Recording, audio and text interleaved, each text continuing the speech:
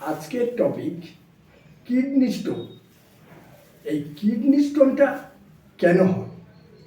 যারা সঠিক টাইমে খাদ্য খায় না, সঠিক টাইমে প্রস্রাব করে না, প্রস্রাব পেয়ে যাচ্ছে অনেক টাইমে আটকে রাখছে, এটা কিন্তু খুব খারাপ জিনিস।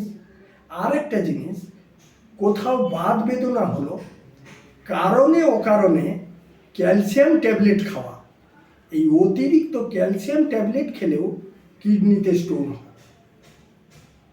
এই কিডনি স্টোনের ভালো হোমিওপ্যাথিক ঔষধ আছে, সুন্দরভাবে উপকার হয়ে যায়।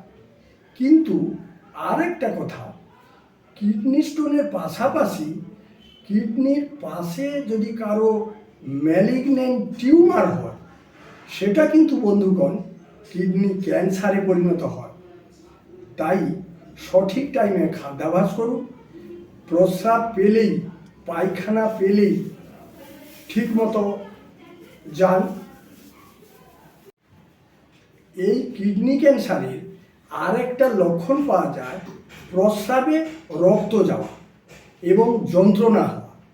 তাই বন্ধুগণ সঠিক টাইমে খাদ্যাভ্যাস করুন, আর প্রস্রাব পেলেই যেতে হবে সঙ্গে সঙ্গে, এবং প্রপার হোমিওপ্যাথিক ট্রিটমেন্ট করা।